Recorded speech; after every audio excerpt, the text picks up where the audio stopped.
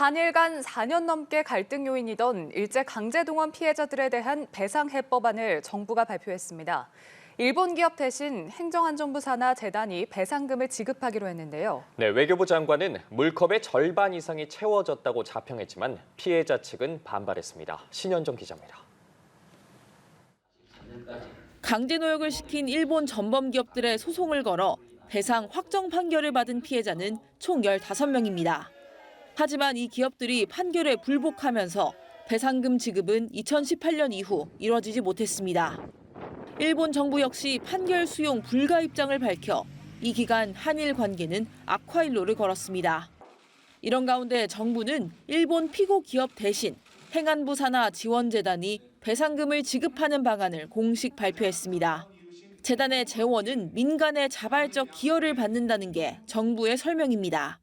하지만 배상 책임이 있는 미쓰비시 중공업, 일본 제철이 이 재단에 출연할 가능성은 낮은 것으로 알려졌습니다. 피해자 측이 줄곧 요구해온 일본 정부의 공식 사과는 1998년 김대중 오부치 선언을 계승하겠다고 밝히는 선에서 일단락됐습니다. 한일은 전경련과 일본 경제단체 연합회, 게이단렌을 통해 일명 미래청년기금을 조성하는 방안을 협의 중입니다. 미래세대 교류 지원의 목적을 두고 있는데 피고 기업들이 이 기금에 기부금을 내는 방안을 논의하고 있는 것으로 알려졌습니다. 피해자들이 요구한 일본 정부의 공식 사과와 피고 기업의 배상이 이뤄지지 못한 데 대해 일각에서는 반쪽짜리 해법이라는 지적이 나왔습니다.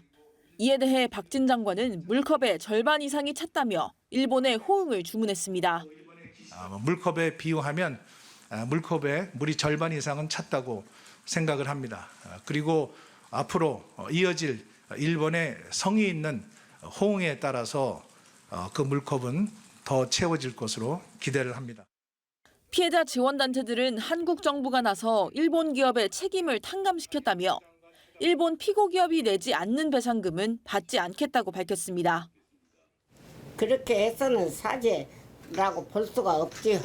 잘못한 사람한테 일본한테 받아야지. 동양에서는 안 받으랍니다. 외교부는 피해자를 각각 만나 설득하겠다고 밝혔지만 이번 방안을 둘러싼 논란은 계속될 전망입니다. 연합뉴스 TV 신현정입니다.